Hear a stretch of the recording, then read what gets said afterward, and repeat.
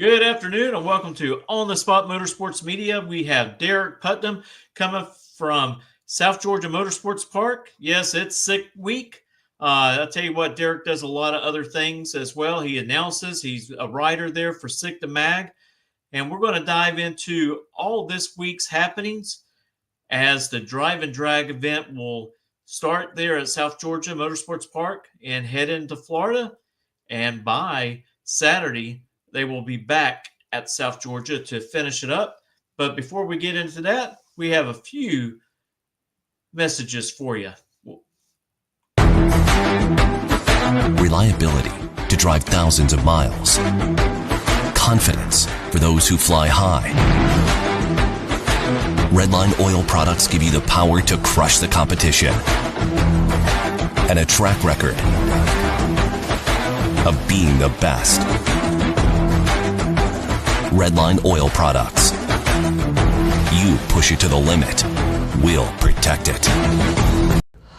Ready to take your engine to the next level? Scorpion Racing Products delivers precision-engineered, high-performance rocker arms that dominate the track. 100% CNC machined in the USA with aerospace-grade aluminum for unmatched strength and durability.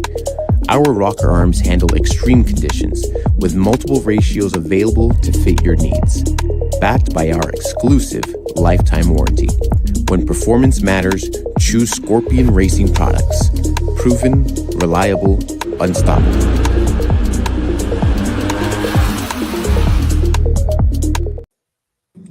Well, Derek, I want to thank you for coming on the show. I know you've been real busy up there at South Georgia Motorsports Park. You know, today was supposed to be a day for a lot of people to be able to test. And unfortunately, Mother Nature had other plans as she decided to dump some water on y'all.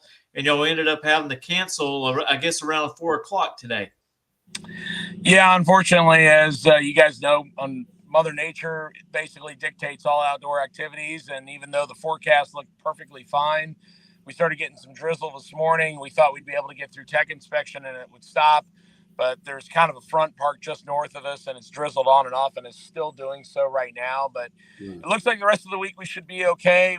If we get it out of the way on day 0, which is just supposed to be a test day, I'm okay with it. We had 2 days of testing before that, so we can talk about that a little bit. But 4th annual Sick Week brought to us by Gear Vendors Overdrive.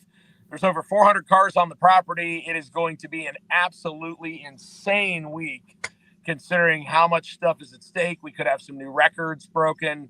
I'm all hyped up about it. I mean, I look like a floating head right now just because of the but yeah, I mean, like, you know, normally I would have just gotten done with doing the test and tune. It was supposed to be done about 6:30, so I figured I'd be able to do it in Tower, but with us canceling and everything, I appreciate you guys waiting. I had to get over where there was some decent reception here in South Georgia, and we'll get jiggy with it tomorrow morning. But we'll get into some of the stuff. But for those of you that have never done a drag and drive, I know you've had me on the show before, and I appreciate that. So drag and drive basically is anywhere from, I'd say, a 2 to 8 day event where basically you take whatever car, truck you're using. Some do allow motorcycles as well.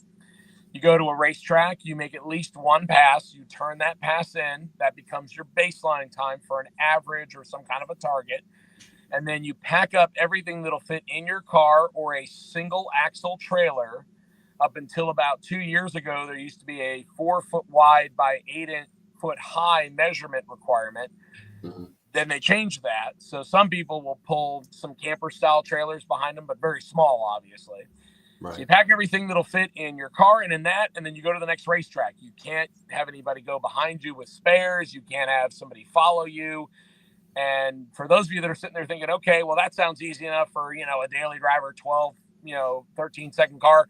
We've got people that have done it in 5-second cars doing 1,000 miles at 5 racetracks. So those are the big events, but there's tons of small ones. This year, there's already 31 drag and drives on the book with different promoters everywhere from the United States, 3 in Canada, 2 in Sweden, 2 in Australia, and we'll probably get at least a few more. Last year there were 40, so it's growing very rapidly.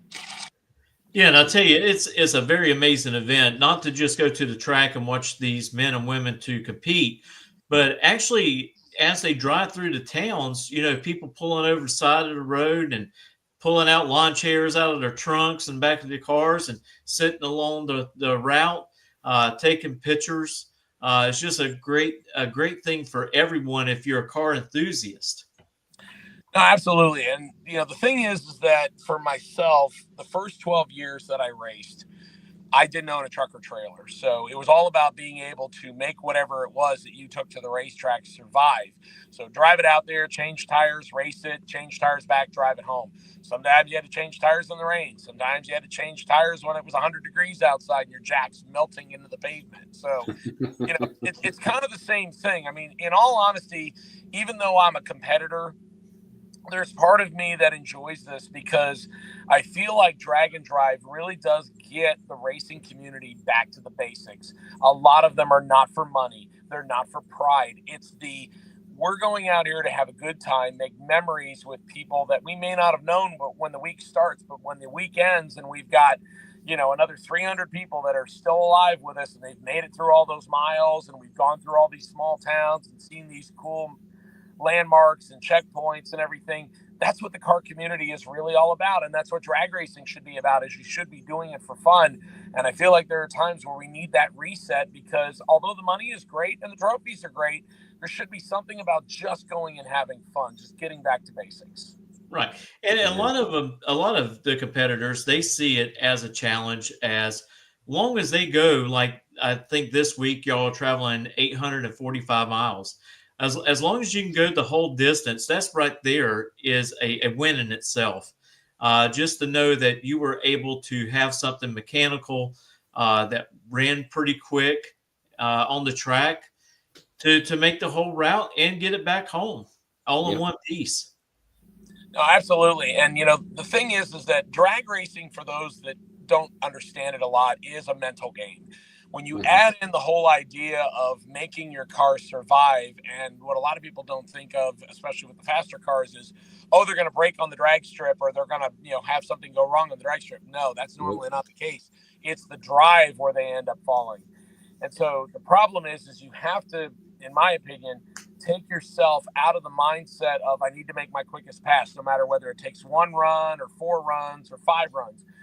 But the problem is the longer you stay at the track, the more runs you make. Now it's later in the day. You've got to change your stuff over to get on the road, and then you've got to drive a long distance. So, like, for example, our first day here at South Georgia Motorsports Park is tomorrow. We leave here and we drive almost 320 miles to Bradenton. And now, granted, it's almost a straight shot down 75, and we get off to go to Leadfoot City. But it's going to be 5-6 hours for some of these cars that can't go above 60 miles an hour. So if you leave at the very end of the day, you're not getting in until 6 o'clock at night. And then you've got to be up and at the racetrack at 7 a.m. the next morning. And by the time you do that 3 or 4 more times, I hate saying it, but it's very possible for somebody to not be 100% right in the head, and they're making a tune-up call, and they go, okay, well, this timing looks good, and this fuel curve looks good, and they end up burning up their car because they're not thinking straight. So it's okay to be competitive, and there's a lot of people that are, which is why we can celebrate how fast some of this stuff goes. Right. But again, like you said, it's all about finishing the week. And I think that there's a lot of people that realize, okay, just getting to the end is an accomplishment in itself. It's kind of like in bracket and index racing. I've gotten to the point where going out to the racetrack, making runs with my friends, and loading the car up, whether I'm driving it home or it goes in a trailer at night, but it's not broken, that's a victory. That's what you kind of look at. Yeah, we can agree with that. And Derek, once again, thank you for coming on and talking to us on your busy schedule. As announcer of Sick the Mag and editor of Sick the Mag and everything Sick. So we thank you very much for that. And we all go way back as far as from Gainesville and talking to each other and knowing each other. But that's a really good explanation to people that haven't heard it before on Drag and Drives. We were talking to the Buffs who own Shady Side Dragway a couple weeks ago, and they have a Drag and Drive event up in North Carolina that comes through there, and which runs through like 4 or 5 tracks. But anybody that thinks that it's easy to drive a car like this, that distance, is really fooling themselves. It is quite a challenge, and you said it right. That is where it's at. It's not the race on the track. It's the accomplishment of taking what you built and driving all the checkpoints, doing everything as scheduled, and making it to the very end. That's an accomplishment for all the racers. That's what they're looking forward to. Yeah, no, absolutely. And again, the good thing that's come out of this is I understand from my perspective of working with Tom, where I work pretty much every day, no matter whether it's at home or I'm on a plane or I'm at a different location, is that not everybody can afford to take off an entire week, especially in January, February. So the good part about Drag and Drive expanding from its roots of Hot Rod Drag Week, which got everything started in 2005, is all these big events have encouraged enthusiasts to create smaller events. So there's races that are 2 days and 3 days where they visit a track or two, or sometimes three. You talk about going through Shady Side, that's Southeast Street Meet, which is done in November. Well, what they do is they run it over 4 days, and they have one day where they go to two different racetracks. They go to one in the morning and one in the afternoon because they're so close to each other. So you still get a full 5 track day visits in, but it doesn't take as much time. So they start on Thursday and they end on Sunday. So that makes it a lot easier for them to be able to justify, okay, I don't have to take a whole week off. And for the people down south, obviously, it's a lot easier for them to decide what they want to do. So again, there's ways that you can get involved in Drag and Drive without feeling like you have to make such a huge commitment.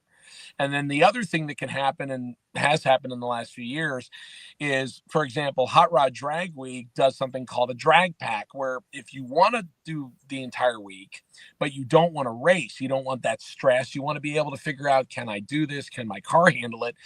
What they'll do is they'll allow you to come in. You get special parking inside. You get usually a meal or two. You get the sticker packs that you would normally get if you were a competitor. So you get a chance to participate, do the checkpoints, drive the route, etc., but without the stress of worrying about making runs.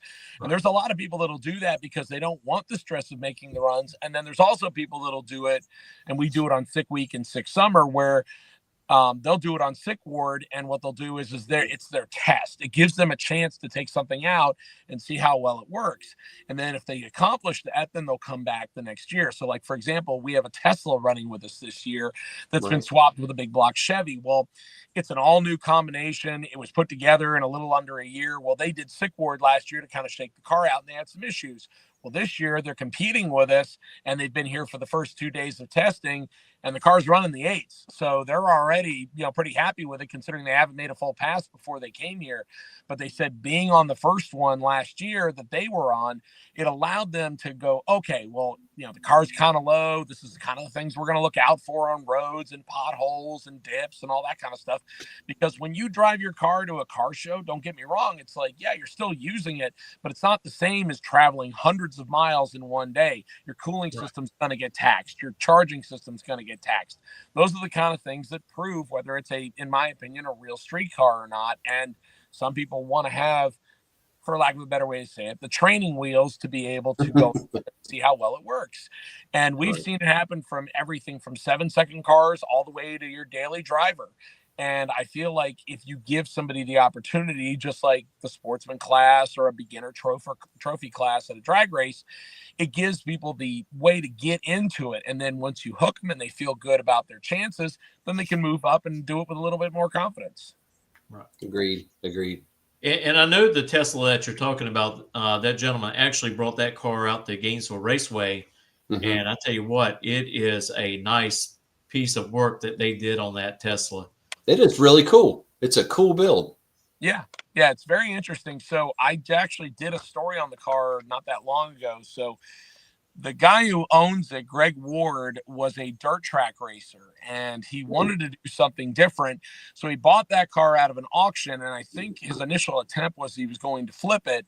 But then he looked at it and went, you know what? I'm into this car for a lot less than what you would have to buy a Tesla for. So they got rid of the batteries and everything. And because of the way the floor is designed in that car, there's really no trans tunnel or anything else. Right. What they did is they just cut everything out of the bottom of it. They put a modified chassis underneath it. So it's a tube chassis car, basically. So then they put a big block Chevy with twins in it. They didn't really spend a ton of money because the car itself weighs almost 2,000 pounds less than it used to with all the battery packs and EV motors in it. and they put the big tires in the back and everything, but Mhm. they managed to make it to where even though it has an aftermarket ECU and everything, the power door locks still work, the power windows still work and everything. But it definitely gets a lot of people talking because you can tell, hey, it's an EV, but it's not an EV. It actually makes noise. Right. And with the flat hood and everything on it, that really, really is what sells it for me. The look of it, the clean look of it.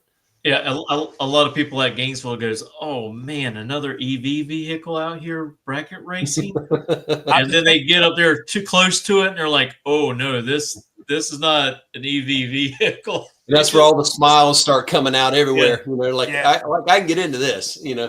So somebody I took got, Elon, kind of moved it in the right direction. that's true. That's true. I think he would accept this. But we, like Mitchell said, we met that guy, and one of them's a fabricator in his other career, his job. So a lot of little brackets and knickknacks and stuff were custom made, and it really looks good, custom milled, and it's got a lot of little details on it that you have to sit there and look at it over and over to catch it. It's really cool. Yeah, The I mean story, it's basically taking, for lack of a better way to say it, it's almost like a chassis car that you would build for drag racing, but then you've got to try to think it through to engineer the other stuff that'll survive on the road. So you got to figure out where a radiator is going to go, a transcooler, all these other things that on a drag car wouldn't have an issue, plus the fact that the car was never designed to have a cooling system in it, so it doesn't have any airflow, so that all has to be worked out. And yeah. then of course we're going to use a trans tunnel and a transmission and all this other stuff around the cage that's in the car. So all that has to be figured out.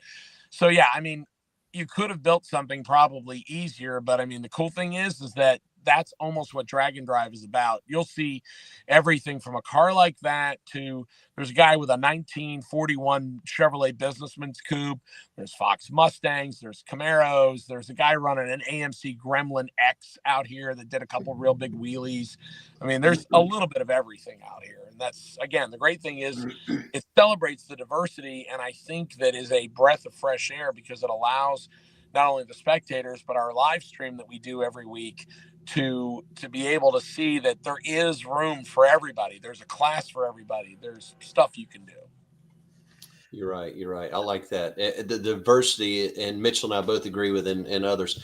I mean, we've seen everything from obviously diesels, diesel truck, diesel Chevelles, then a hearse, the milk truck. Yep. Yep. yeah. 7-second hearse milk truck runs 10 run 9s, I think. I mean, just a wide arrangement of vehicles. Everything from, like you said, basically a pro mod with tags, all the way up to what looks like a daily driver. And guy pulls around with a 70 Impala, with dents all over it, and the thing runs 10s. You're like going, it's like going with the dog dish hubcaps on. Like, okay, didn't see that coming. So it's got a great variety, and and I think you're right, or actually, I know you're right. That's part of what's missing and was needed, and is brought back with these Drag and Drive events. Yeah, and Pulling in with a truck to just stay here, so it doesn't look like my head is floating. There's trailers coming and going, obviously. So it's okay. It's okay. As long as you don't have that guilty look on your face when the lights come across, so you're okay. It's fine. I mean, I have been pulled over before, so I'm good with it. Luckily, I'm sitting here parked in the grass, so I'm okay for the moment. I mean, thankfully, I only have to drive to Valdosta, so I should be okay. now, one of the things that I think is really neat that Sick the Mag is doing for Sick Week is that y'all sent out an invite for schools who wanted to make a field trip. The school could come to to that area racetrack and actually take it in. And I think that is a great idea of trying to get younger people involved into drag racing one way or another. That there's other outlets out there besides just NHRA. You got the drive and drag events, you got Sega, you got PDRA. Just to, grab a hold of them and say, you know what, one day I'd like to build me a car and participate in this. And that's what we need in this sport. We need to bring younger kids into it to keep it going in the right direction. Mm-hmm. Yeah, I agree. I think that Tom being a competitor, Tom Bailey, the guy who created Sick the Magazine, I think that basically his idea of, after doing Hot Rod Drag Week for a decade, was able to kind of say, okay, well, it works. There's nothing wrong with Hot Rod Drag Week, but let's take a couple of things and switch it up.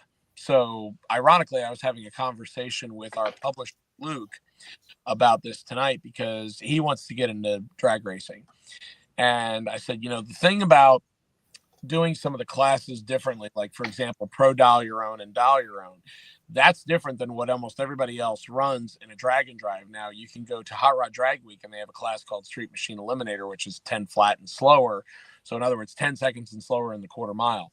The problem is that the way they deserve, it's not a problem. I'll just put it this way.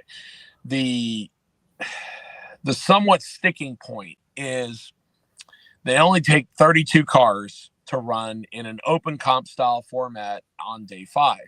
Well, that's based on averages.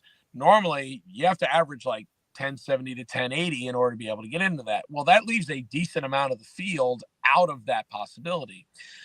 There's Rocky Mountain Race Week, which runs 9-second index all the way to 15-second index. Okay, well, that's great. I'm glad that there's that many different indexes.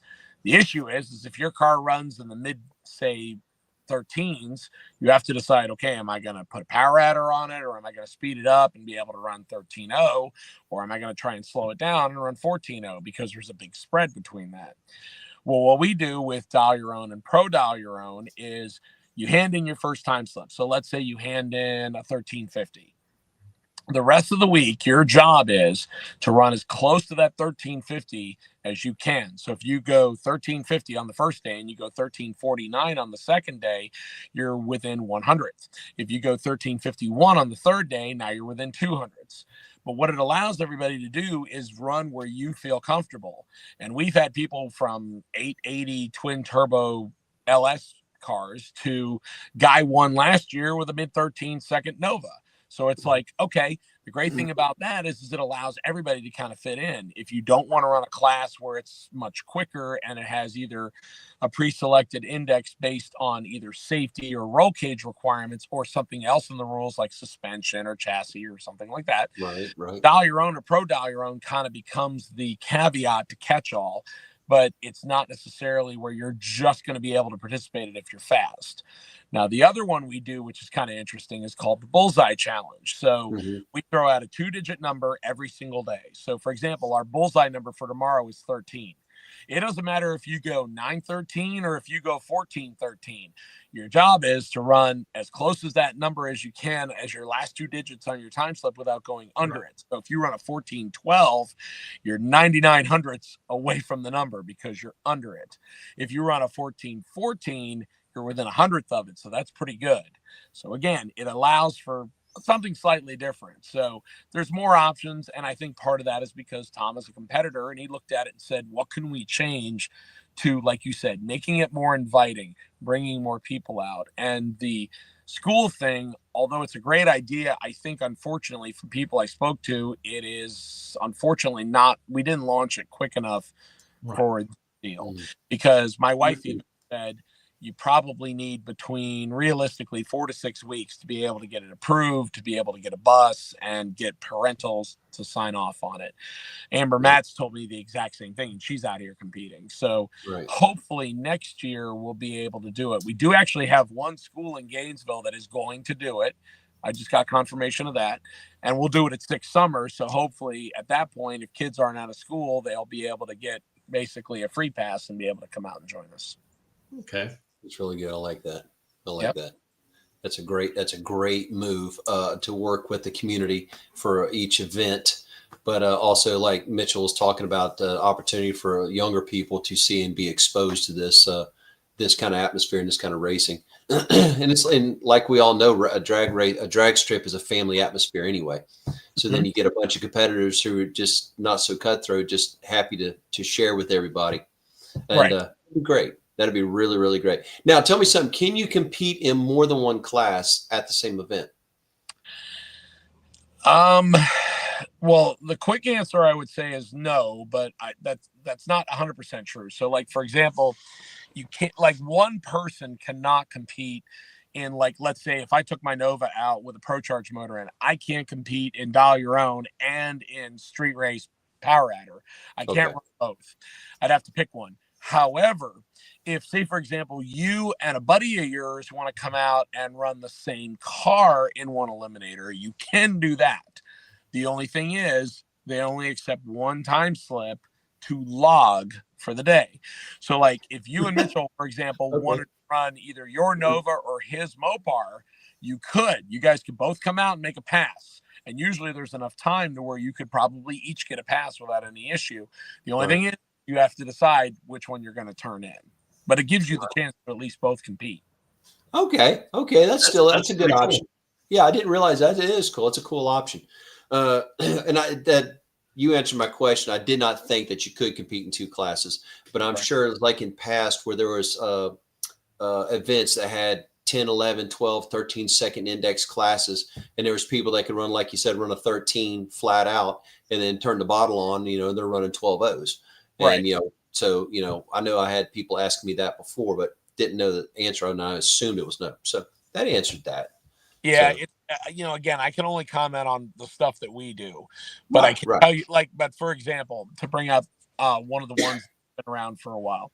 So Rocky Mountain Race Week, which originally started in 2015, this year, what they're doing is they're doing an event called Mega Week. So when COVID hit in 2020 and Hot Rod Drag Week didn't do their event that year, Rocky Mountain Race Week is normally in June. So what they did is they ran 1.0 in June. Then they ran a second one in September. That's when Hot Rod Drag Week is. And they've done it that way ever since. So Matt and his girlfriend, June, put on 2 events.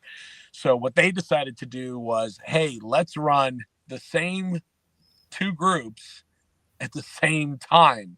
So what we're going to do is next year, we're going to run Mega Week. That's what they announced. So this year in June, they're doing a thing called Mega Week, where they're going to have 300 competitors that run during the daytime into the early afternoon. Then they're going to have a second 300 competitors. They're going to run in the afternoon and evening at the same racetrack. And then both of those groups have to go to the next location. Now, if you run in the daytime, you have the nighttime to get to your location. But as stupid as this sounds, there is at least one person that I know that is doing both. Oh, and he's doing it with a car that runs in the 7s in the quarter mile. Oh my gracious.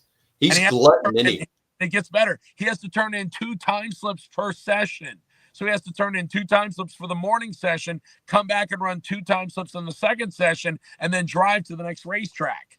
I mean, I've heard of insanity, and that's borderline. That's not borderline. That's it. Yeah. That is the straight up definition of crazy. Yeah. And I tell you what, if he finishes the whole week, everybody just needs to buy him dinner, give him the trophy. No, they just need to give him 2 days to catch up on his sleep, basically. Well, I agree. And needed to take Rich Guido's title moniker, Chuck Norris, and give it to him. Chuck Norris, yeah. I mean, let's just face it. I mean, you would earn it at that point. That's crazy. I've never heard of such a thing. I tell you one of it. Go ahead. That's going to be a great story.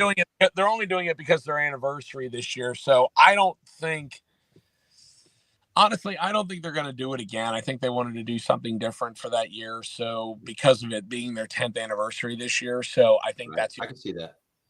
I mean, don't get me wrong. I mean, I love the idea because honestly, for a track rental, it's like, unless a track is renting it to you by the hour. I mean, yes, you're going to have employee costs, but still, it's a great idea in theory. I mean, they could have close to 600 competitors at one time, which no drag and drive has ever had that many. Right. So, I mean, most of them are usually between, I'd say, 200 to 400 at most, which is still a lot of cars, but still. Oh, yeah. But I'm sitting here going, the issue that I could see coming up with it, just from my logistical standpoint, is what happens if you have a massive oil down? Now you're going to have to somehow push your time in the first one. So it's like, I mean, I'm sure they've thought all that through, but still, I'm sitting here going, I really hope it goes smoothly because there's a chance that it might not work out. So I'm thinking weather. That's the big thing. There's so many what ifs, but I know you got to try. Yeah. And I'll tell you of all the events going on, Sick Week, obviously going on this week, but SICK also has 2 other drag and drive events. I believe at least 2 others this year. But the SICK Smokies is the one I would absolutely love to do. Yeah. So every year we do 2 events that, the last 2 years we've done 2 events that are what we call our staples. They don't change. So there are, on the 31 event calendar right now, there are probably, I want to say, about half of them that are the same. They don't change. They use the same tracks or about the same locations. Hot Rod Drag Week has always changed. Now, there are tracks they'll go back to, and there's tracks that they'll use again, but they never stay the same place. So, like, even if, for example, they went to, let's say, Bristol, somewhere in North Carolina, etc., they're more than likely not going to go back to those the next year. They're going to use something different. But what Tom decided was he wanted to use the same tracks. So it provided the fact of, okay, if you miss a year, you can come back and know that we're going to do the same thing. Not only that, it allows the people to go to tracks that are really well prepped. They don't have to worry about, the fact that we're going to go somewhere different and what happens if the weather hits us because it's January, February. You might have to worry about snow, that kind of deal. Right. So we do that for SICK Week, and then we also do it for SICK Summer. So SICK Week is always South Georgia, Orlando, Gainesville, and Bradenton. It's always been the same. What we do is we change the host track, and then we change the order of the tracks, so we get to go to see cool stuff. So like this year, we're going to go see Leadfoot City. We're going to go to Larson Motorsports, and they're going to wheel one of their jet cars out and light that up at 5 o'clock. We're going to go to a dive bar, which seems to always happen. Tom always picks a dive bar.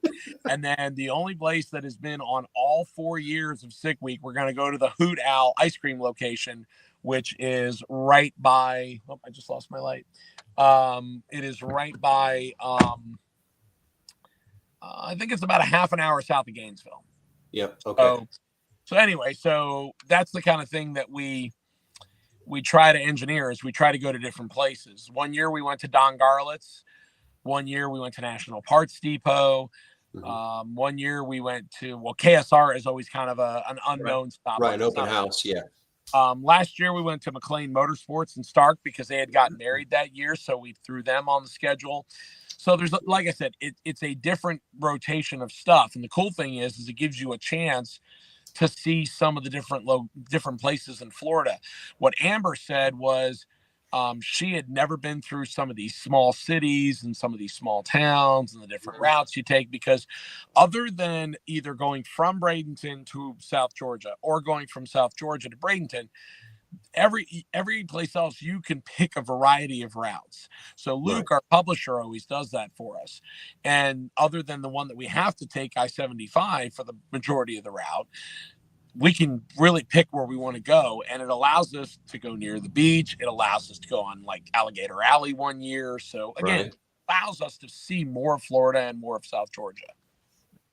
Mike Crook said he's getting the water off the surface as we speak. He is. They've been out there working really hard. I'll give Mike Crook and Ramon Perez and the group here at South Georgia, they have been working really hard. I mean, again, the thing here with how much SICK Week has grown, and the fact that the first year I think we had a little north of 250 cars, and a lot of people dropped out because when you sign up in September, October, and then you're getting into the holidays and people are in the off season and there's no huge rush. And then all of a sudden it's January and you're like, oh crap, my car's not ready, or oh crap, I can't, and then you drop out. And with it being our 4th year now, I think people are planning for it to the point where a lot of people didn't drop out this year. So I had people constantly hit me up. They're like, I haven't gotten a phone call, and in years past I've gotten off the wait list, and I'm like, I'm sorry, I can't make people drop out, So I think that people are starting to get more prepared for it. And with what we did last year is we had a test day at Cadillac Attack at Orlando, and it was great because people got to shake their combinations down. But then this year it's been a lot of good performances, but then people have broken a bunch of stuff. So at the same time, it's like, well, at least you have a chance to fix it before we got into the actual competition, which starts tomorrow. Yeah, at least we hope so. And you were mentioning that the performances and the the car count is amazing, but just the quality of the machines that are there. And I know there's people coming out of Canada, and the the cars have never turned a tire on their own power until they've gotten down here. And it's just amazing. And they're down there shaking them down and stuff like that. Is there anything exciting that you can share with us that you saw today in testing? When they were testing. Well, the last 2 days. Yeah. Today, unfortunately, was me walking around through Tech Line and looking at cars and getting a chance to interact with the drivers, which I really appreciate that, because most of the time I'm in the tower and I can't interact with them. But it gives me a chance to look at the cars, find out more about their stories, which I love relaying both through print and through my mic work. So I would say that probably the two biggest things that we want to pay attention to this week is the fact that we could have our second 5-second car actually join the Dragon Drive ranks. Now, it's only happened once in history, and that's Tom Bailey. He did it in 2019, Virginia. He drove just over 1,000 miles on Hot Rod Drag Week, and at the end of the week, he went 599 at 250. So everybody says, oh, I can build a 5-second car. Okay, well, that's true, but can you make it survive? Well, as a perfect example, Tom went 599 6 years ago. He still doesn't have the average record. The average record is the 619, and that was set by Jeff Lutz back in 2016. It's lasted that long. So I honestly think this year that is going to be one of the things that we're looking at. So there's two real big things that I would focus on this year. One is there are no less than 5 cars that have a legit, realistic chance to run in the 5s. So you have Tom Bailey in 6 Seconds 2.0, which is a twin turbo, big block 69 Camaro. And it's wrapped in a 69 pace car livery this year, where it's got the white with orange stripes. He hasn't run it on Sick Week since 2023. Last year, he brought his Durango, so he's tested it and worked on it to try to get it right. He made, I think, 3 runs on Saturday, and I think he made 4 runs yesterday.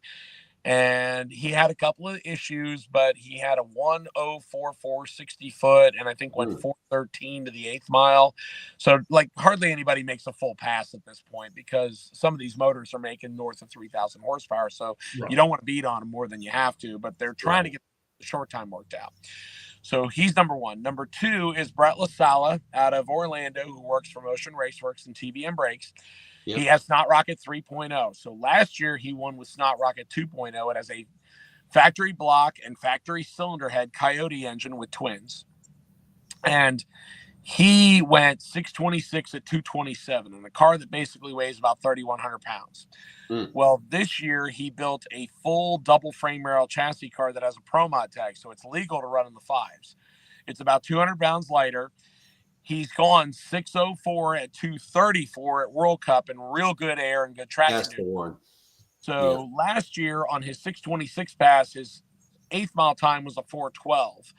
Yesterday, he went 407 at 188. So it's at least a 16, and he probably still has some room left. Now, I've talked to him. He's told me, running a 5 is there, but you're going to have to turn it way up to do it. So he hasn't given me a clear indication, but my guess is that he might try to run in the low 6s all week and then turn it up at the end when your truck and trailer are right here. And if it breaks, okay, I tried going out, so there's that one. Third big one I could think of is Stefan Gustafsson from Sweden. So he ships a car from Sweden. Well, he's won Sick Week 2 out of the last 3 years. He's done it with a car called Bitter Tears. It's an 89 Corvette, C4 Corvette. But it's an older car. It's a stock wheelbase. It's not stretched. It's not pro modded. So it tire shakes real bad.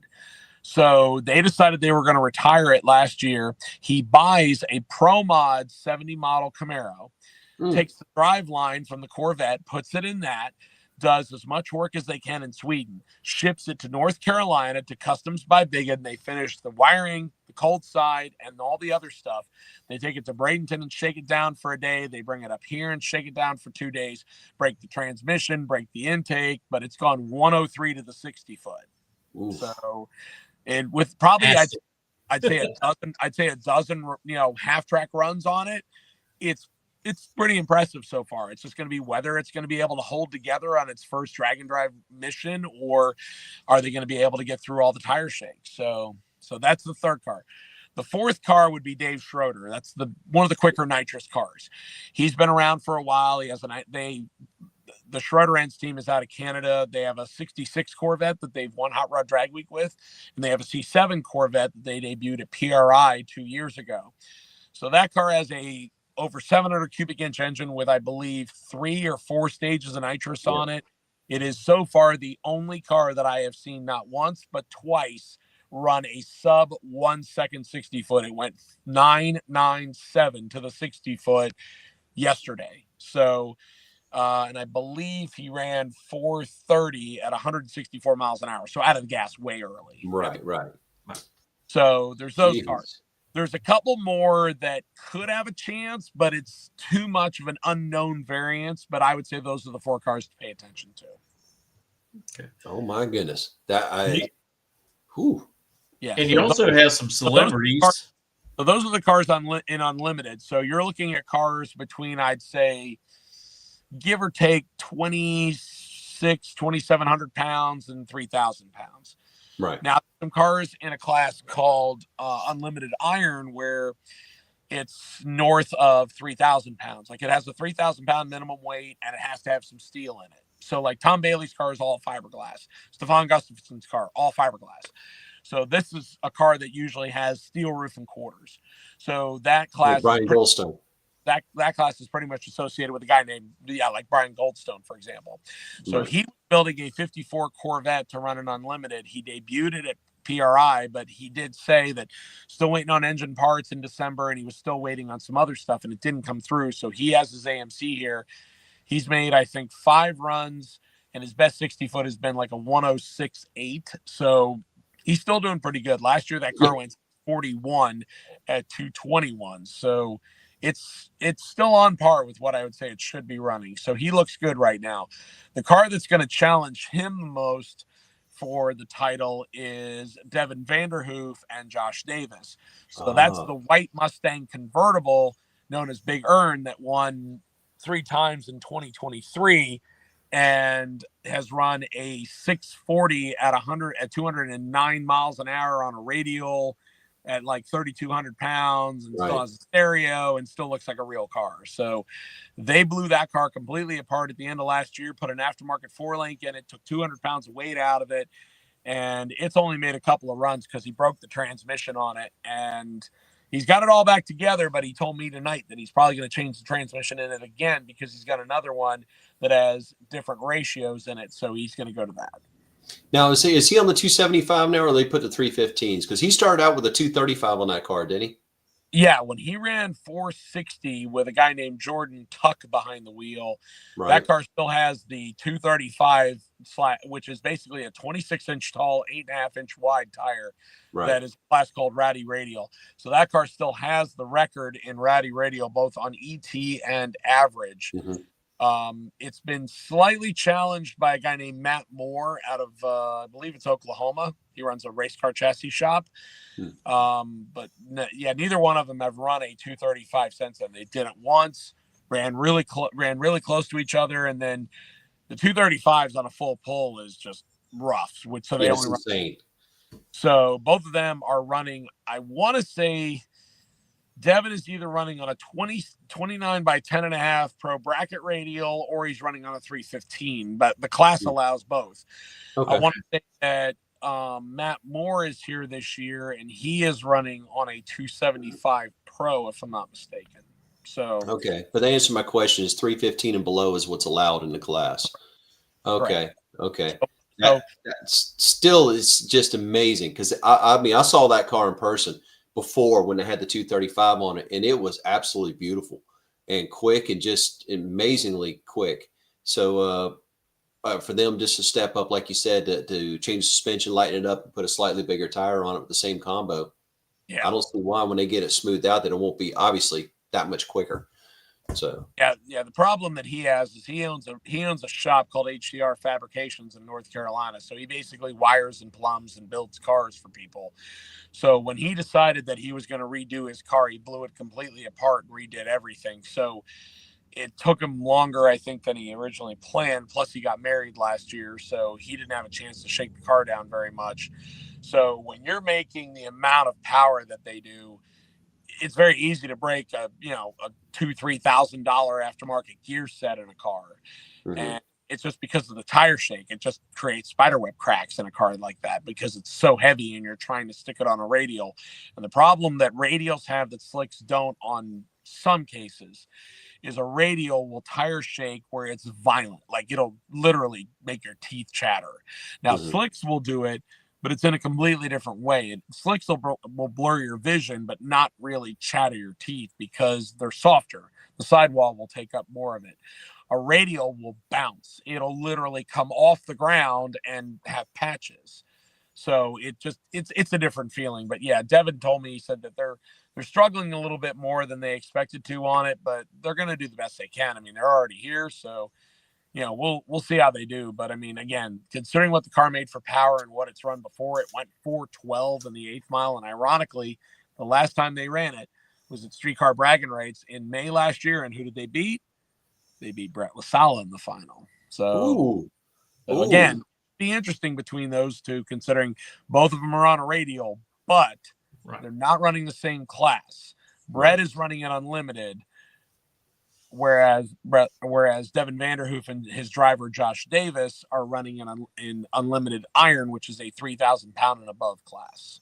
Okay, so that answered my question because I was curious on the weight difference. So you're talking an easy good 600 or more pounds difference, I would assume, between the two. Well, it depends. I mean, the Pro Mod chassis tag, to my knowledge, a car cannot weigh more than 2,800 pounds to run fives.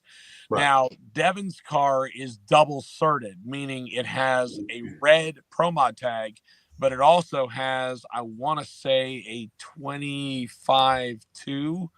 It's either a 25.2 or a 25.3. Whichever one needs to run 6.0. Right. Which he can run 6.0 at 3,200 pounds. So, okay. But I figured, because I was assuming that he was going to be on the minimum on the heavy iron or ultimate iron, and then Brett would be on the obviously the low side of unlimited as low as he can get there. So I'm assuming he's about 23, 24 tops. Not that light. He's closer to the heavier weight because that is still a factory block, factory head. And the major difference with that car compared to 2.0 was it's got more bars in it. It has, don't forget the cooling system, adds some weight and everything. True. Still actually has mostly factory body panels on it too. And it's still stock wheelbase. So the biggest thing is that car has an aftermarket 4-link in it and the weight coming out of it because he knew he had pushed 2.0 to probably about as fast as it would go with a factory triangulated 4-link. So it's like, okay, you get to a point where the bars being like this versus the bars being like this, where you can control it a lot easier and it's more free moving, then that's why a lot of people are changing it because classes don't restrict it. So there's no reason to keep original suspension, even though, it's cool. Don't get me wrong, but we'll get into that. So that's one of those are the big things I would watch. Those are the quick cars. Then the other thing I would tell you that we're going to pay attention to is going to be the battle for Super Street on who's going to run the 6 first. So Super Street is factory suspension, but it allows for cars to run quicker than 850 because of cages, safety requirements, so forth. However, it does dictate that you can't run bigger than a 315 radial tire. So like, for example, in Ultimate or Ultimate Iron, you could have Josh Davis and Devin Vanderhoof who run on a 315 radial versus Bryant Goldstone who runs on a big 14-inch wide slick because you can run any tire you want. But when you go to a class like Super Street, now body rules come into effect, wheelbase length comes into effect, stock body shape comes into effect, and you have to run stock suspension. So in that class, there are 3 different people that have a chance of running a 6-second pass. Right now, the record stands at 7:04 at 206 for the quickest run and a 7:17 for the quickest average. No one has ever made a 6-second pass in competition. 2 of the 3 people that are here that have a good chance of running a 6 have done so in testing. Those 2 people are Doug Cook and Nick and David Deal. So Doug Cook's Nova out of Motion Raceworks, TBM. That's a 1972 Nova, a modern LT style engine with twin turbos, but it's still on leaf springs or buggy springs, as I like to call them. That car has gone 690 at 209 miles an hour in testing. And last year he went 7:04 at 2:06 at 6 Summer. Based on the incremental numbers he ran in testing yesterday, he's 600ths faster to the 8th mile yesterday than he was at 6 Summer. So that car has realistic 680s in it. Yeah. Golly. So, Yes, and like I said, that's that's pretty an impressive. all steel car too. So that car I've weighs seen it. about 3,300 pounds. And Mitchell, I'll show it to you when we go. It is an absolutely beautiful, like Darrell was talking about. It is beautiful, and outside it looks very simple because it's that clean. You know, it's not elaborate, doesn't have big tires on it and all that stuff like that. It sits down low, all the chromes on it, all the trims on it. You know, it looks good to be that quick. I forgot he went 6s with. I know he went 7.0s, and then he did that little wall rub with it a couple years back, and they rebuilt it. You know, bigger and better. Whole car basically increased the safety in it and everything because it had a standard 750 cage in it, and he went ahead and had the entire floor cut out of it, had all the floor bars and structures put in it for a 650 cert. So the car is all the way to that point. So yeah. So that's one. Second one is, and I say that first just because he is from Iowa, but he does have a place in Florida. So I got to favor Florida a little bit. Yeah. So then the second guy is RC Flint, Richard Flint. He's got a LS single turbo swapped Honda S2000. Up until this year, a 750 cage. Well, he upgraded the cage and everything in that car. And at the World Championship Christmas Tree Challenge at Bradenton last month, ran a dial back 720 at about 190 miles an hour. And he said the car has the power to run in the 6s.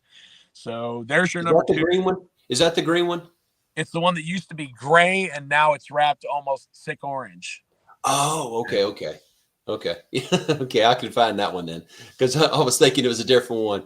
Jeez Louise. 1 second, guys. I am about to lose my battery here, so I've got to dive in here and see if I can grab a battery pack. Just because, like I said, I wasn't doing anything outside the tower today, and it looks like it's catching up with me now, unfortunately. So, okay, so there's your first 2 cars, and then your third car is Nick and David Deal. They're out of the Michigan area, and they have a 2001 model LS single turbo swap Mustang. See there's kind of a pattern here. Oh yeah.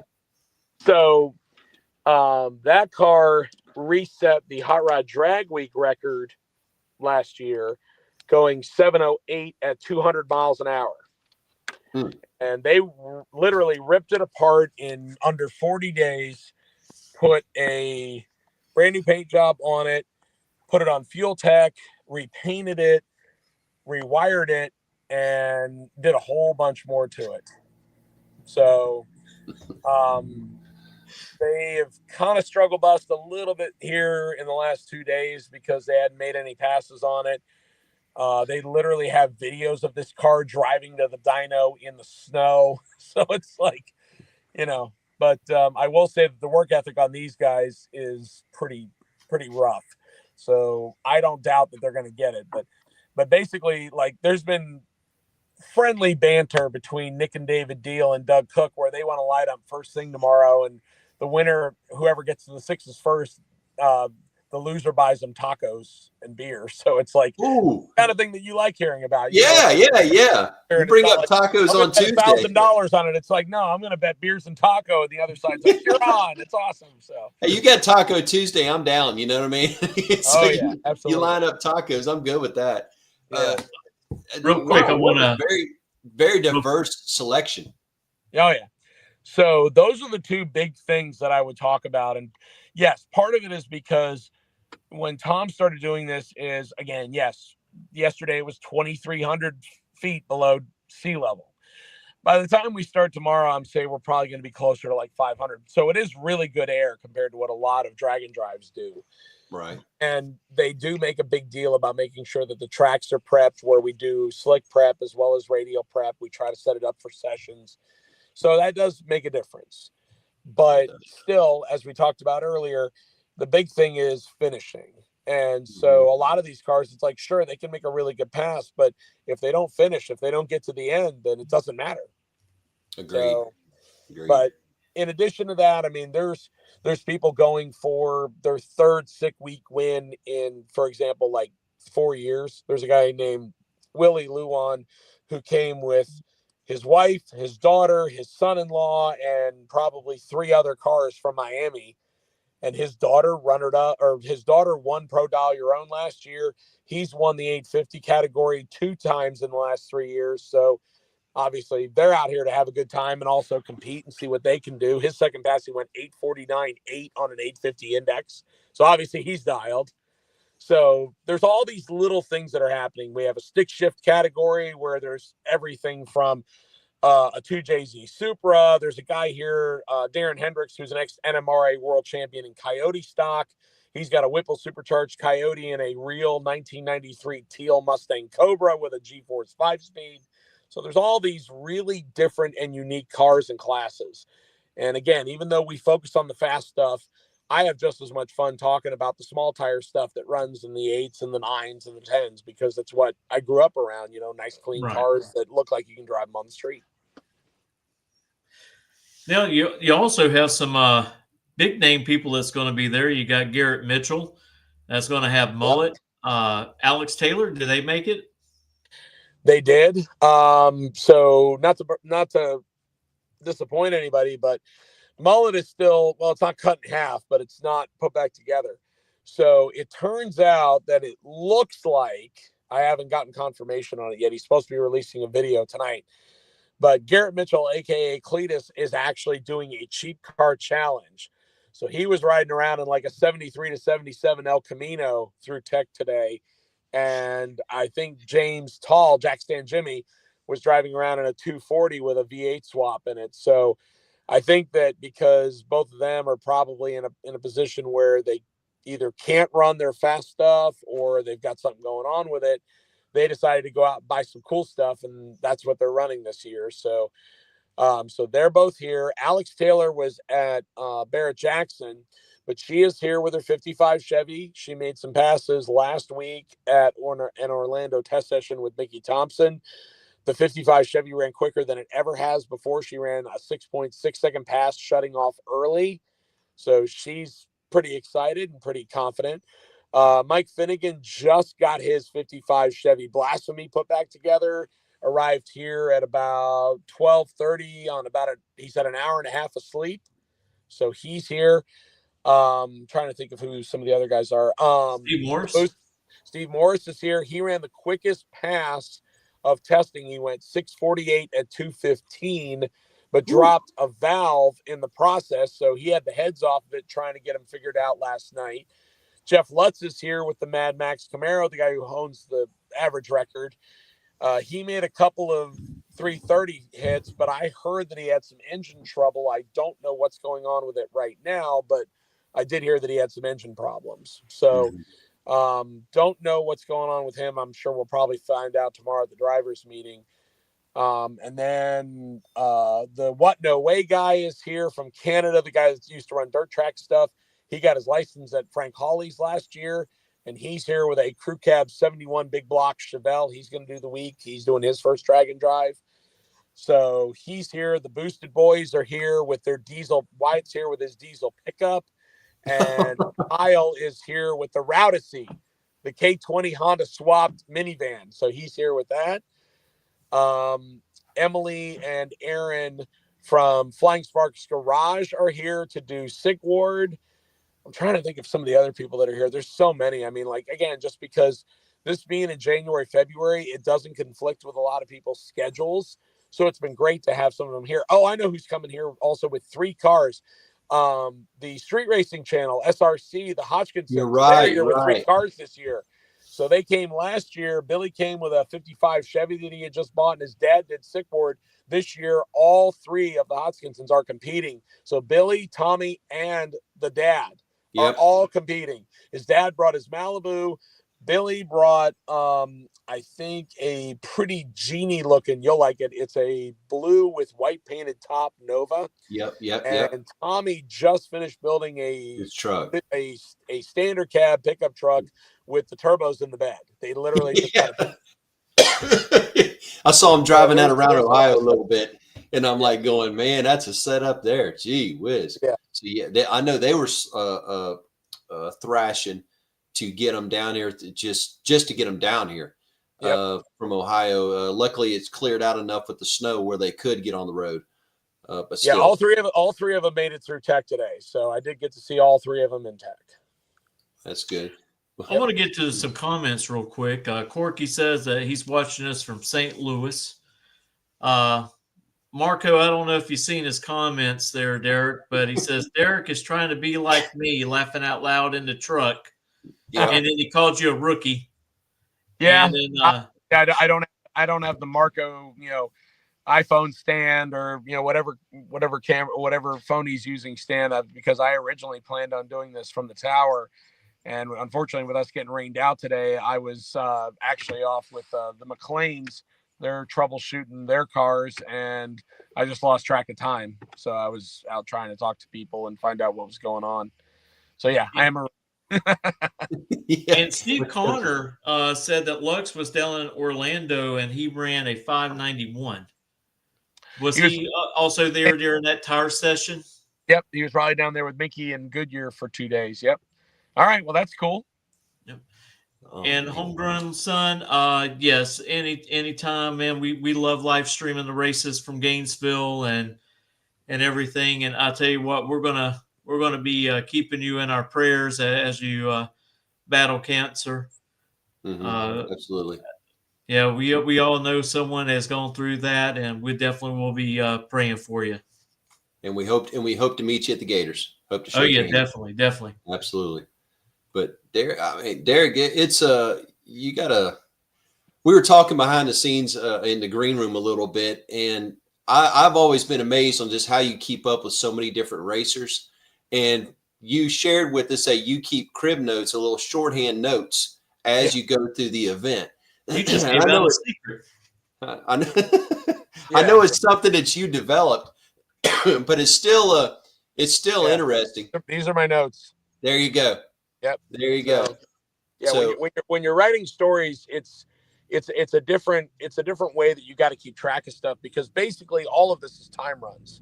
So unless I would basically pull a report from the printer and then I'd have to cross-reference every single number that comes out of it with a driver, and then I'd have to start looking, okay, well, did they make their best pass on their fourth run or on their sixth run, or what was it? So I learned real quickly that if I'm trying to write all this stuff like I normally do, I can't do it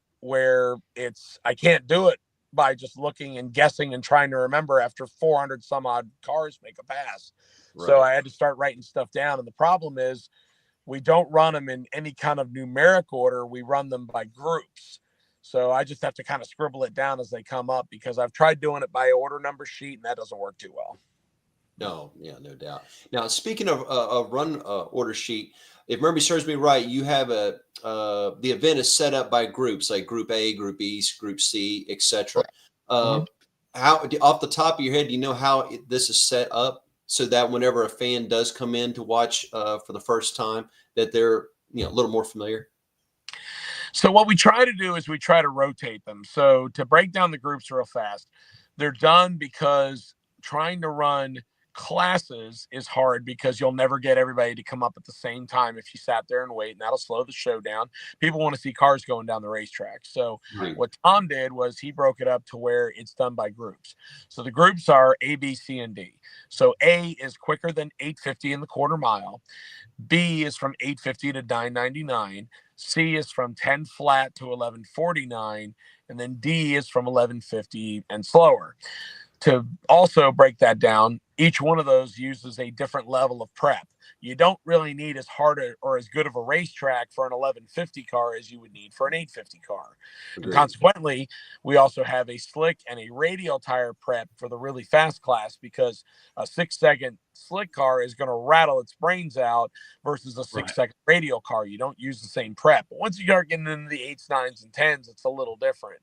Right. So as of right now, because of the weather that we have and the car count that we have, we usually do our grouping every day. We change. So tomorrow we're starting with our D as in David group. So we're going to start with our slowest group. And part of the reason is because the racetrack is going to be very thin on rubber. So what we want to do is we don't want to run anybody when it's not safe. But with 320 miles to go, we also don't want to wait until, say, 3 o'clock in the afternoon to start running, especially when you have 400 cars. Now, I say 400, but it's not an official count. Like, I'm just guessing at this point based on what I've seen. Right. So what we're going to do is we're going to start with D. Depending on how the racetrack looks, we may go to A or B, and that could be, our quick class. If the racetrack doesn't look like it's holding rubber real well, then we might run our C group, which is 10 flat to 1149, because again, it would still be safe for them, but not for the much quicker cars. Right. And then depending on what the track prep holds and how much we have to redo and so forth, we may get an A and B after that. So it's just going to be kind of a touch and feel thing. And part of that also is because how much sun's been on the racetrack, the temperature that we're dealing with. When we ran our test and tunes for the last 2 days before today, we were only running from 12 to 6.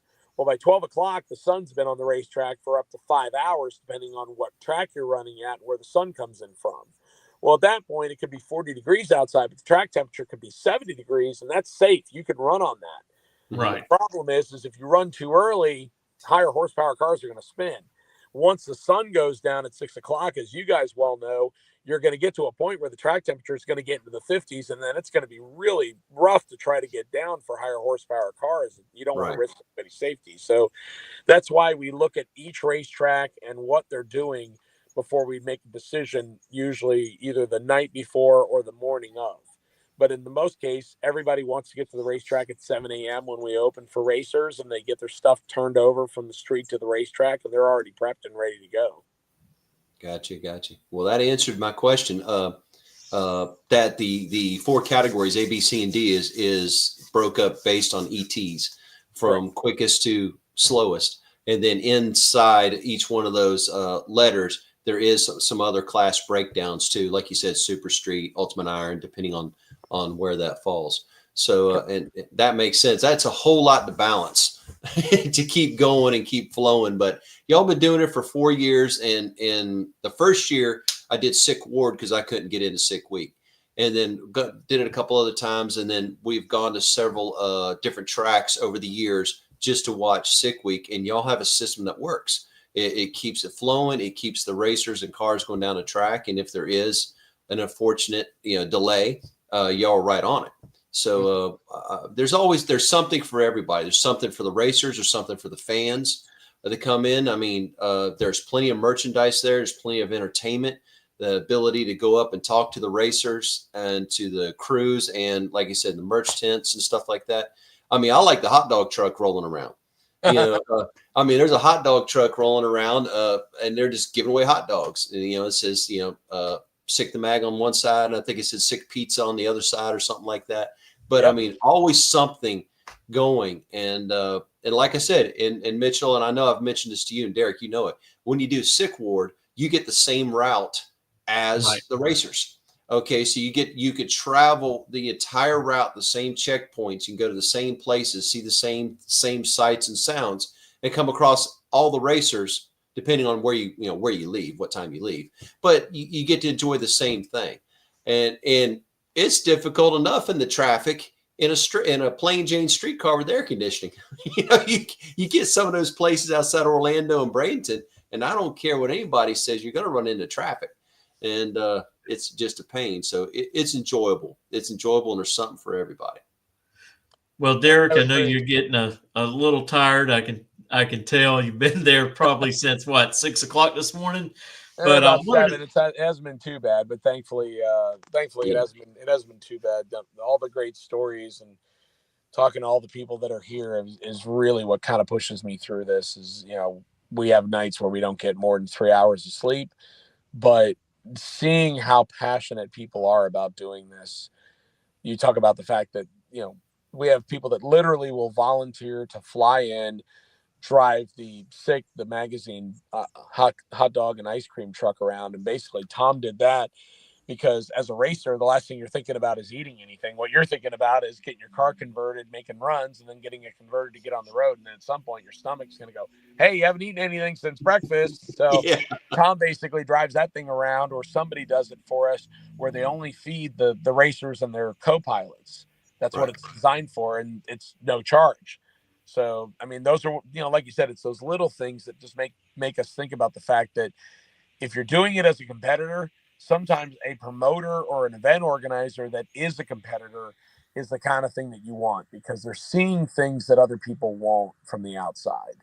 Agreed. So, Tom tries to put, I wouldn't say he's the best at doing it, because my opinion's biased, but I feel like there are times where just those little differences can make the difference of, I had a really good time, I want to do it every year, versus, okay, I had a great time, I experienced it, I'm going to move on and try something different next year, which is why we get a decent amount of people that spend a lot of money and a lot of time coming down from up north to run with us. We have people from Florida that participate with us when there's so much other stuff going on, like the U.S. Street Nationals last weekend, obviously running brackets last weekend. So, it makes a difference, obviously. Well, before we let you go, Derek, one of the things I wanted to ask is for you to go over some of the sponsors that make this happen. And also, is there going to be a live stream? And if so, how can people get on the watch? Okay, so there's a lot of sponsors that help us out. Thankfully, some of them are actually here with us this weekend or this week. So off the top of my head, Gear Vendors, who's our presenting sponsor. We're also being joined by Motion Raceworks, TVM Brakes. We're being joined by Driven Racing Oil, VP Racing Fuel, Mickey Thompson, Excess Power Batteries, Pilot Transport, Edelbrock. Those are just some of the sponsors that are here on site. Also, the rest of the year include Peak Performance, Delta Pag, which does cooling systems. I mean, there's a lot of great companies that help out. And for example, like two of the great things you think about, Mickey Thompson actually brings a trailer and a full balancing and mounting machine and everything. So they take the entire route with us. So God forbid you have a tire problem, you can take care of it with them. VP Racing Fuel brings out an entire semi, and they take race fuel from track to track. So you don't have to worry about if the racetrack you're going to has fuel for your rig, and you don't have to worry about E85 if you can't find it, that kind of thing. So those are a couple of things that Tom engineered from the beginning. And those are the things that I think, again, make a little bit of a difference. So we're really happy and proud to have those people on board with us. The other thing is, we are doing a live stream again for the second year through a company called Freedom Plus. Freedom Plus was a company started by Cletus, and they have a full rig that they bring out that just does editing. And then they have another rig that they bring out that has a huge Jumbotron screen. So you can watch all the action on the racetrack on the Jumbo screen, just like you would at a big NHRA national event, for example. But then they also run stuff from the road, from checkpoints. The guy that announces with me and does stuff in the pits, Adam Dory, he goes out and gets interviews in the pits and in the staging lanes. And then they jump on the road, usually before we're done for the day, and they go to the checkpoints and they interview drivers. And if somebody's broken down on the side of the road, they'll get the scoop, and we can video that, and they'll edit it, and we can put it up on the live stream that goes out every day. Wow. Okay. I did not realize that Mitchell was involved with as much of that as he is. That's great. That's great. It's an opportunity to show people what's going on behind the scenes. Mm-hmm. So the way you can do Freedom Plus is you can either sign up for it by the month or you can do it by the year. But the cool thing that they put together with us is if you sign up for the print publication that we do, Sick the Magazine, you automatically get a code to watch our events for free. So it doesn't cost you anything extra. So like we send codes out on Sunday or Monday so everybody can watch the entire week for free, because Tom figures I'll, give a little something back to everybody that supports us. So it works. That's a great idea. That's a really good idea. Okay, I got to look for my code then. I know. I got to look back through my messages. I'm sure I got something because I got the magazines and stuff. So I think you've pretty much covered everything, Derek. I mean, you've covered the time, the place, where it can be followed, your sponsors. Is there anything else that you would like to say or share with all of us? Sure. So there are a couple more things that I think we can expand upon. So, Hmm. so first of all, to anybody that wants to come and watch or participate, spectator tickets are available each and every day. Now, if you want to buy them in advance, you can go to sickthemagazine.com and you can click through our events link and go to Sick Week, and then you can buy them in advance and save yourself $5 off buying them at the gate. But you can buy them at the gate. It's not going to take you to a different place or allow you to park in a different place or anything like that. So you can do them in advance or you can do them at the gate. I know some people like buying them on the day of. So basically, again, we're going to start here in South Georgia tomorrow on Tuesday. Then Wednesday, we go to Bradenton. Thursday, we go to Orlando. Friday, we go to Gainesville. And Saturday, we come back here to South Georgia Motorsports Park. Now, the graphic that Mitchell just put up, you'll see that there are different days and there's different times. So tomorrow through Thursday, we get on the racetrack at 9 o'clock. On Friday and Saturday, we get on the racetrack at 11 o'clock, and we run until about 5 on Friday and Saturday. We run until about 3 o'clock tomorrow, Wednesday, and Thursday. So again, all that information is available on sickthemag.com or sickthemagazine.com. Both of them will take you to the correct spot. So that's fun. And they can also get the map, correct? The total route that you go. So if you want to go sit by the road and watch it, you can. Yep. So yeah, if you want to come out and you want to go to the Hoot Owl, you don't have to sign up for anything. If you want to go to Ant Catfishes, where we're going to go through Daytona Beach, don't have to sign up for anything. You can basically go out there, wait, watch all the cars roll through, take their checkpoint pictures, say hi to your favorite people that you've seen on YouTube and so forth, or just check out all the cars, find the one you like the most. Doesn't cost you a thing. So that's the other thing we do is we put the route out there so you can check that out. So again, probably the most information that you'd be able to find are going to be on sickthemagazine.com/sick week. But again, you can just find that there. The second thing is that I would tell you that this is the kind of thing where, again, it's a very interactive deal. It's not that a spectator can come in and you can only watch it, go to the grandstands and watch. You can basically get in, you can go right into the pit area, you can get right up next to the cars. You can, see all these cars and the small trailers that they tow and how they change thing over from street to track and then track to street. And I think that that's a great deal because it allows people to really see how it works. They can look at how great all these engines and some of the really cool trinkets and unique touches that people put in cars.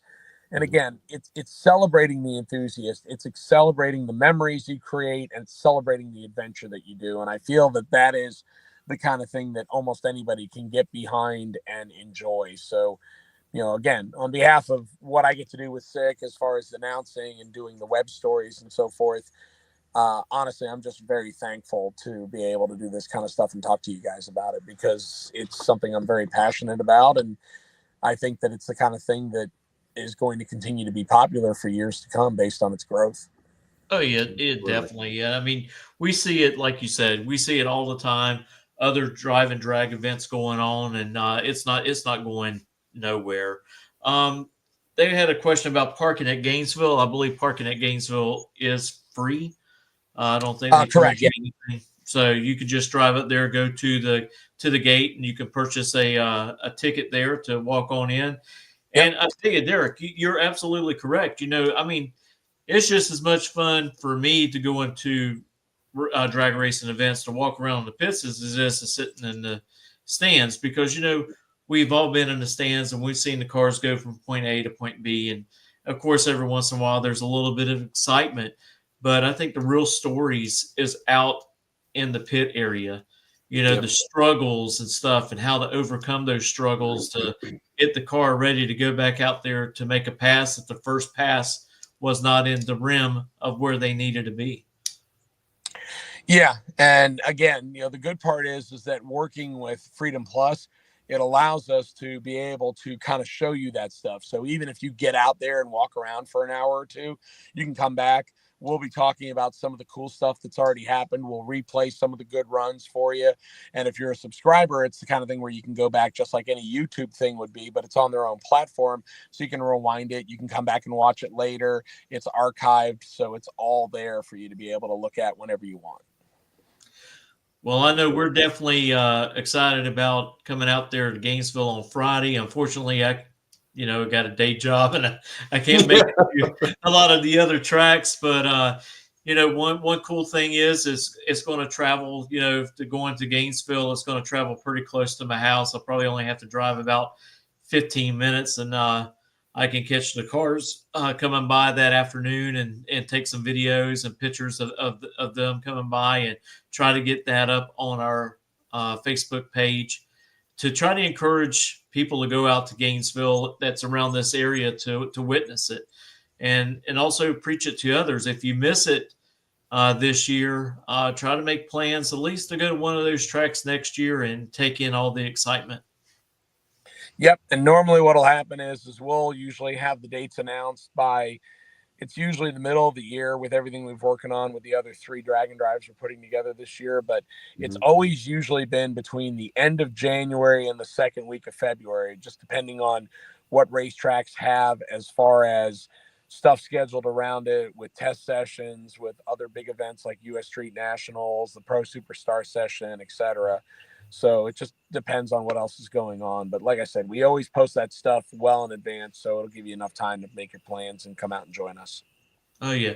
And I'll tell you what, I'm going to try to help you with the schools here in Bradford County next year when y'all are ready. I'm going to go to the school board and speak with them and tell them it's a good idea, especially for those that are in high school age. And maybe even down in the middle school to be able to have that opportunity to go out there and see these young men, young women compete that's not much older than they are. Because, the good thing about the drive and drag racing in general is that, we got kids that start out at 6 years old and they become racers for a lifetime. And I'm always one of those that think, hey, if you got money and you have to spend it on racing, you won't spend it on bad habits like drugs. True.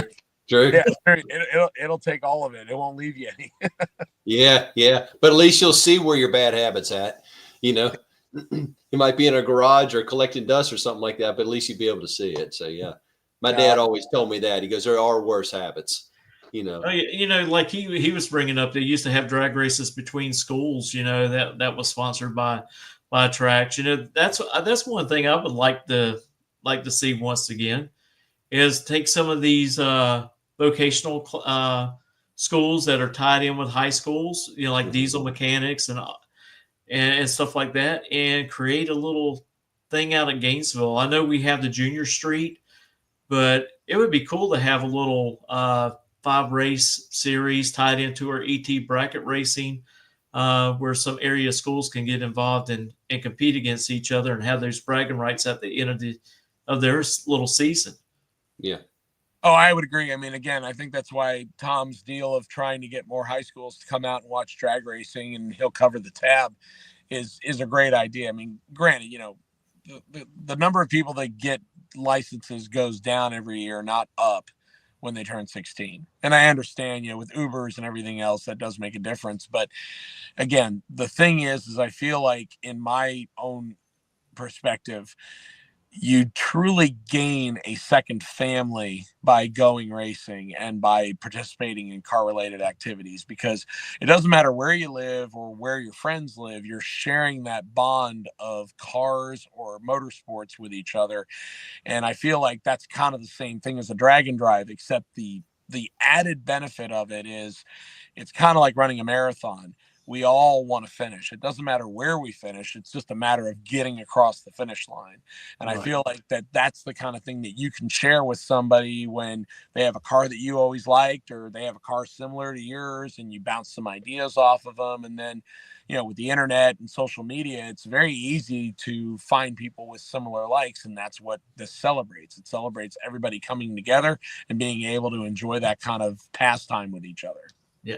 And it's pretty cool when, when a competitor breaks down on the side of the road, even though, that other person can't help them. They can't put their hands on the car, but they'll be like, hey, what you need? Well, I'm having a problem with a fuel pump. Well, what is the liter per hour fuel pump? They're pretty close to same make. They're running Chevys, for example.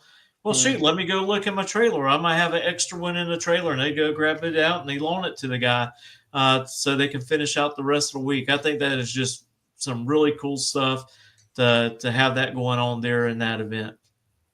Yeah, absolutely. I mean, again, it's similar to bracket racing and index racing, where even if you end up getting beat, they would much rather see two cars go to the starting line than only see one car go to the starting line. And that's the same deal here is that if they have something in their arsenal and their spares box, they'd rather give it to you and see you finish than it sit there and not be used.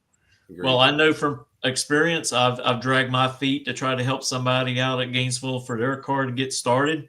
So we could take a pair up there to the starting line, and I've had someone wait on me.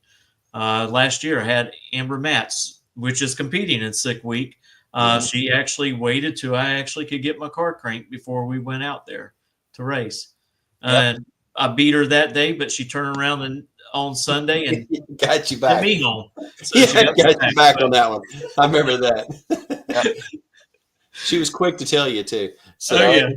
That's usually how that works. Beating the same person twice in one weekend, the odds are not in your favor. Yeah, it's really hard. No, it is. It is hard, but I tell you what, we really appreciate you coming on, Derek, with your immensely busy schedule and everything that you're doing. But thank you for coming on here and sharing with us all the great things going on at Sick Week and all the new exciting classes and racers as far as the competition is getting ready to. I'm excited about it because I watched a little bit of testing. Tom put out some videos about testing, and yeah, so people had some difficult times trying to shake down their cars, but then there were some very, very good passes, considering, like you said, the weather. You can still driving through the shake and stuff like that. So we look forward to talking to you at the track. Hopefully on Friday I'll be able to get there and see you and at least say hello to you and shake your hand. And thank you very much for coming on. Absolutely, gentlemen. Thank you so much for giving me some of your time tonight. And again, glad that you guys got at least most of both of the races in at Gainesville last weekend. I'm sorry, obviously I couldn't be there, but look forward to seeing you guys on Friday. Thanks for the time and look forward to seeing you at the racetrack soon. Sounds great, Derek. Thank you so much. Have a good night. Have safe travels, buddy. Be careful. Yes, sir. Take care. All right. Bye. And there goes Derek. I tell you what, a lot of great information tonight about Sick Week. We need to get more and more people involved into the stands. Absolutely. We need to get more participants out there. And like Derek said, and we both were saying, he goes, even if you don't have a car to compete with, you can still go support your tracks, support your local events. And in this case, support your local drag and drive events. Like I said, you get to not only see some fantastic racing, but you get to see literally one of the best car shows that you're ever going to see, and the diverse built cars and people. You get to meet people from all over. I met people last year from Canada. I met people from Europe, and I met some people from Europe that came over just to follow some racers. Right. Okay. And I'm like, you what? Like going, yeah. They, I can't remember the gentleman's name, the Swedes basically. And he goes, oh, we know them. And so we just wanted to come over and follow them. And I'm like going, so you came all the way over? He goes, oh yeah. We just planned it. We've been waiting for 6 months and here we are. You know what I mean? So they're asking simple questions of us, you know what I mean? Is alligators really everywhere? That kind of thing like that, you know what I mean? And, but it was really, really fascinating to meet people from all over the world. Evening, Zach. How you doing, buddy?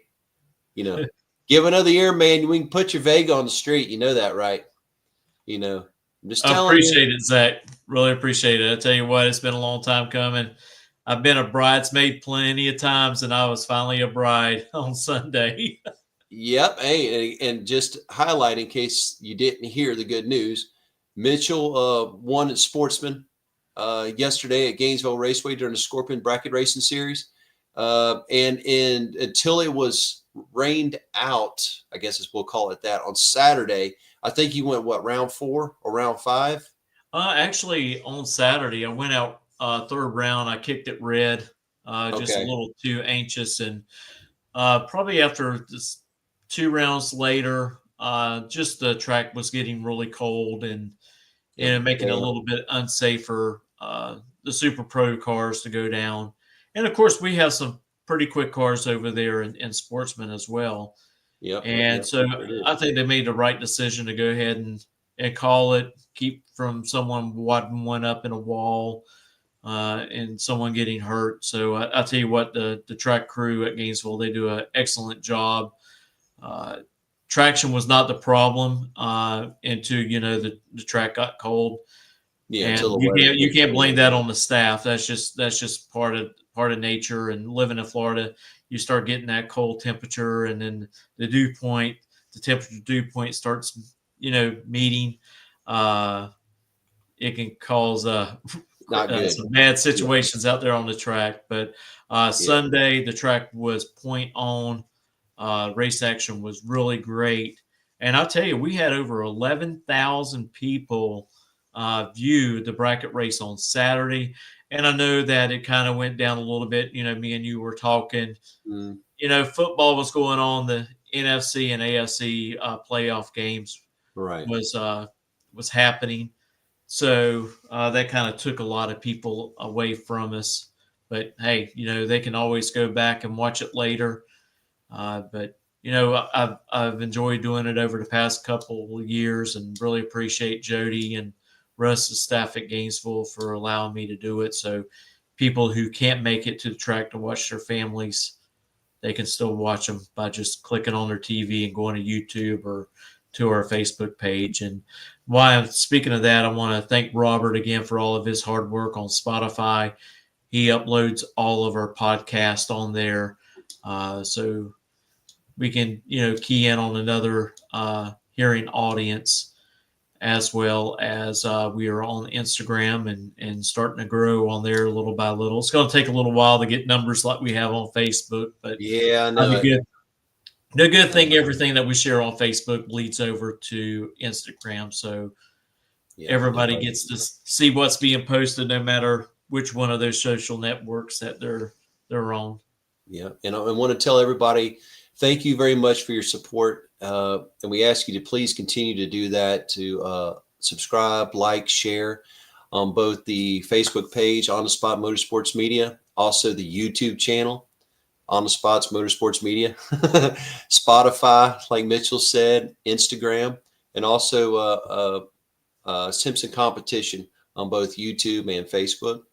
Well, Mitchell works really hard on putting the content together, as far as putting the articles together and things like that. So please continue to go there and support what he's doing there. And also the live feeds. Mitchell goes out there early and he stays late just for the live feeds. Hey, thank goodness on Sunday I didn't have to stay late. Yeah, thank goodness. I was actually still in it. and the good part is I was listening on the live stream.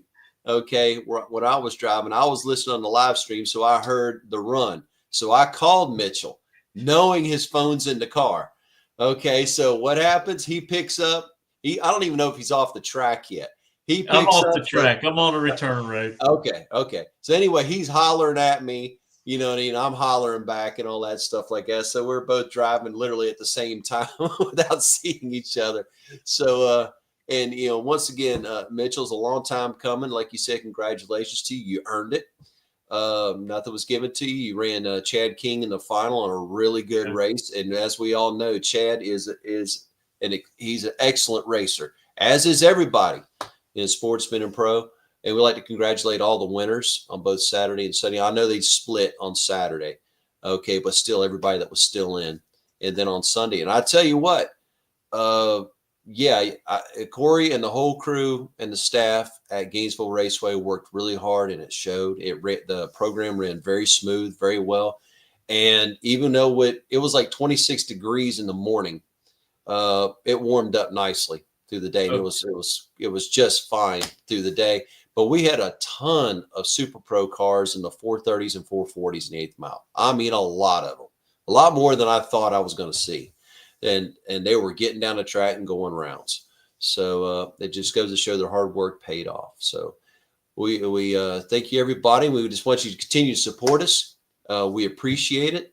And like I said, we're planning the rest of this month. I don't think we got anybody the rest of the month, but we got several lined up for next month to come on here. Some exciting racers and promoters and track owners and even a different association, WDRA. We have them coming on next month to tell about everything they've been doing with their exciting association. That's going to be a lot of fun. And like I said, we're continuing to reach out and branch out. So if you have any questions, please reach out to us. And also, if you have any suggestions, please reach out to us. We'll be more than happy to listen to you and respond back to you. So, yeah, I should be posting up hopefully by tomorrow of our guests for February, and we're already starting to dip into March.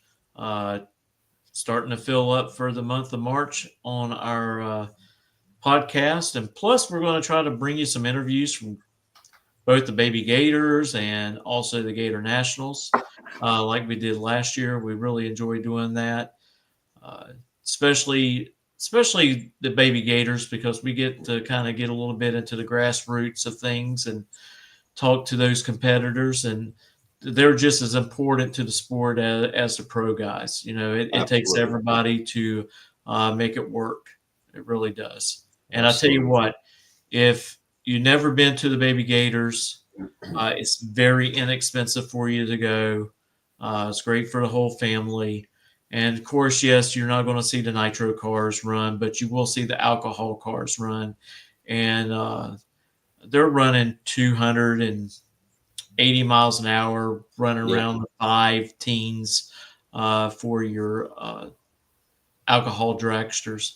So it's still very entertaining to go out there and watch. And, you know, these same competitors, they're going to be there for the next following week for the Gators to run there.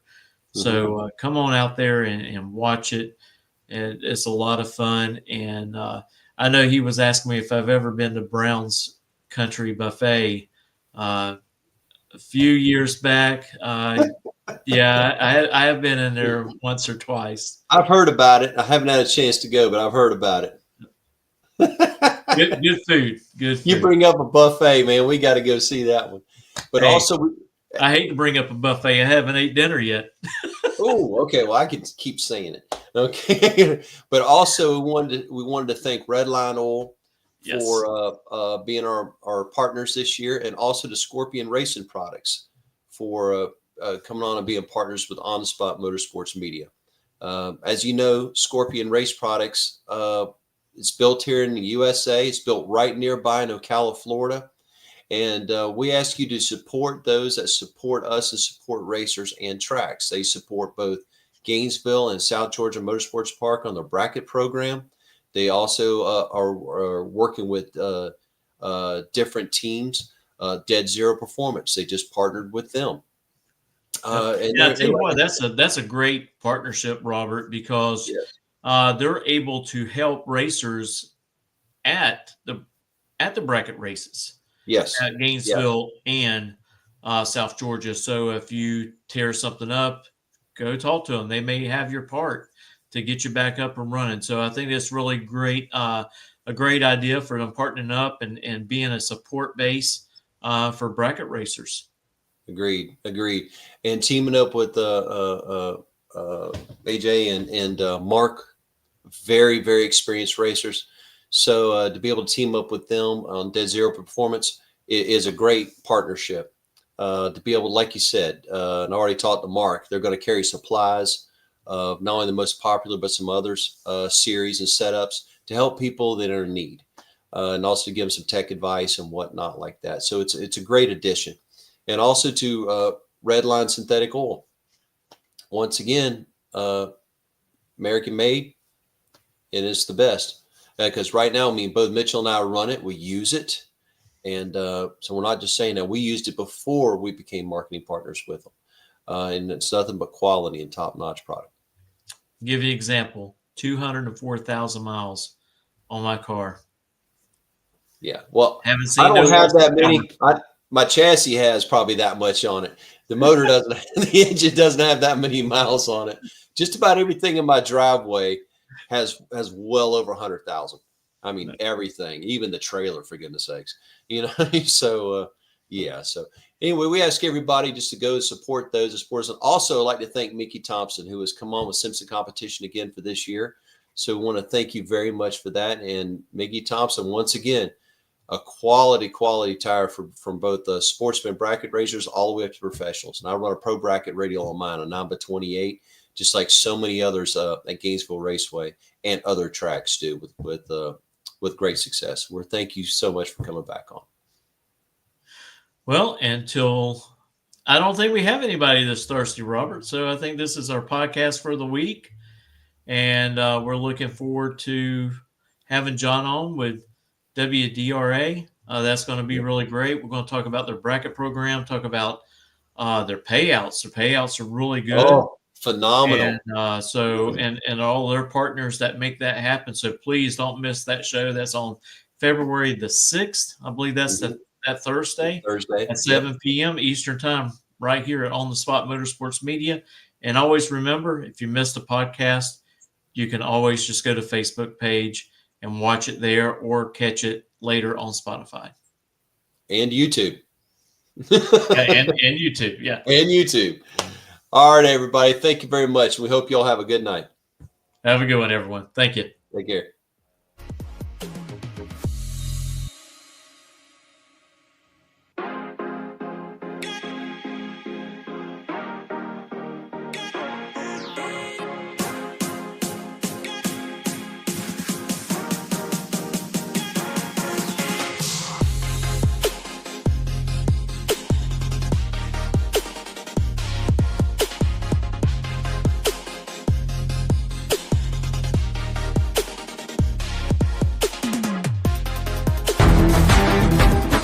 Reliability to drive thousands of miles. Confidence for those who fly high. Redline oil products give you the power to crush the competition. And a track record of being the best. Redline oil products. You push it to the limit, we'll protect it. Ready to take your engine to the next level? Scorpion Racing Products delivers precision-engineered, high-performance rocker arms that dominate the track. 100% CNC machined in the USA with aerospace-grade aluminum for unmatched strength and durability. Our rocker arms handle extreme conditions with multiple ratios available to fit your needs. Backed by our exclusive lifetime warranty. When performance matters, choose Scorpion Racing Products. Proven, reliable, unstoppable.